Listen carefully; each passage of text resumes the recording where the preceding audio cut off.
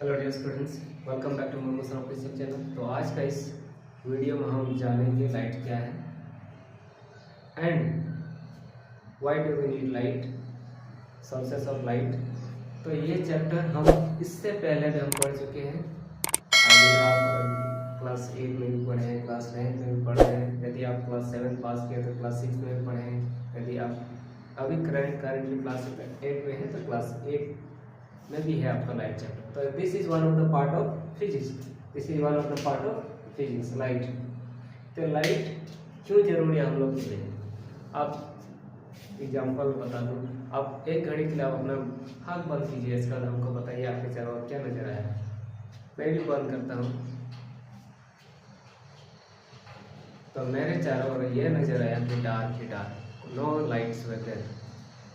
तो उसी तरह से आपको भी ये नजर आया होगा कि आपके चारों ओर क्या है, डार्क ही डार्क है। तो लाइट क्यों जरूरी है? To see the object. क्यों जरूरी है? To see the object. See light बनता कहाँ से? Light is a form of energy. Light क्या है? एक फॉर्म ऑफ एनर्जी है। Without energy no light can be form. Light is needed to see the things. जैसे मैंने बताया लाइट क्यों जरूरी है? चीजों को देखने के लिए।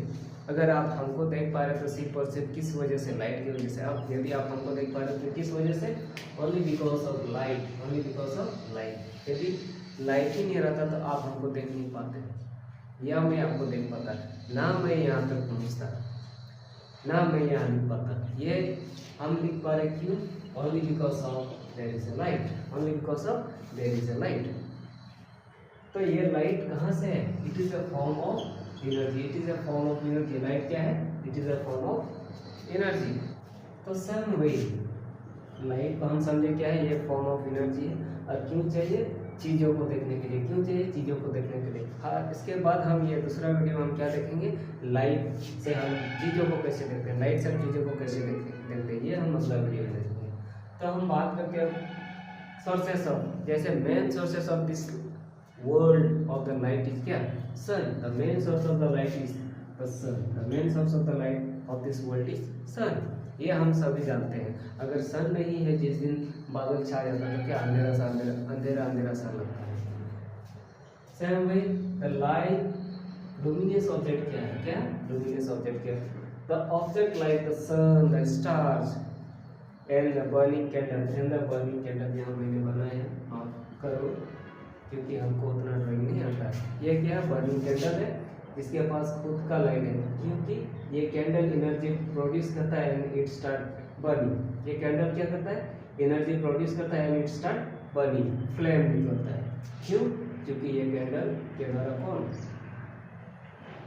एनर्जी प्रोड्यूस करता है। सेम उसी तरह से ये सन के पास तो खुद का एनर्जी है, स्टार के पास भी खुद का एनर्जी है, that means they have their own light.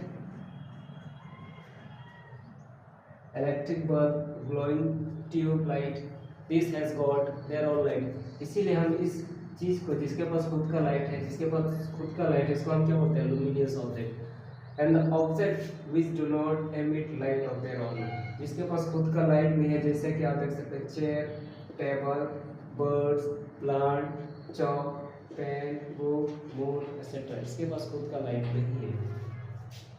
ये हम देख पाते हैं सिर्फ और सिर्फ क्या?